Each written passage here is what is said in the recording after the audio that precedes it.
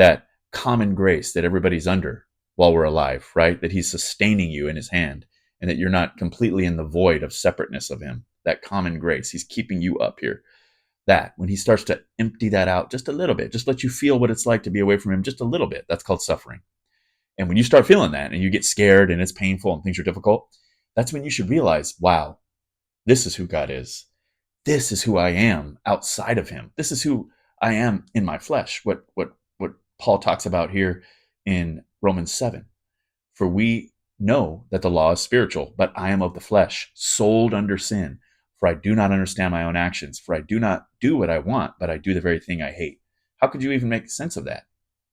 Except the idea that you don't really have a full understanding of what it means to even be a human because you're held up right now. You're held up by God's common grace. He's keeping you from what you're really capable of, from what you really are, which is, again, you're under the headship of Adam, right? Meaning that you're already born into a world that is antithetical and that is separated from God. God is no longer with us, right? In the sense that we could be one with him, the way that we are going to be after we're reconciled to him by way of Christ's work on the cross. So once you kind of understand it that way, then you understand in those moments of difficulty, in that grand suffering time, that's when you're going to be the closest to seeing and understanding who God really is. Because it's really hard to see who he really is when things are going well, right? When things are going well, it's really easy to get distracted. It's a beautiful world he's created, and there's a lot of terrible things in that beautiful world.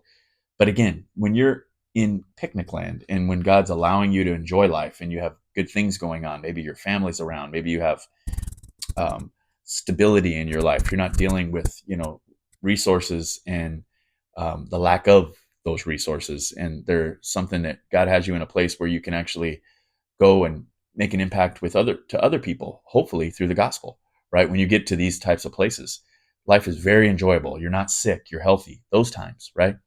You almost just feel like this is heaven on earth, right? And so those times are the times where it's really hard to focus on them. It's really hard to take the time to open your Bible up. It's really hard to see that you're still under sin, that you're still in a world that chose away from God. And ever since Adam's sin in the garden, God removed himself. We are now separated from him, and why he had to send his son for reconciliation, right? And so when you kind of bring this together, now you can start preparing. So in the last little section of this video, we're going to talk about how to prepare for that moment that you have coming of a grand battle, a grand spiritual battle, a spiritual warfare that is going to almost cripple you, right? And for those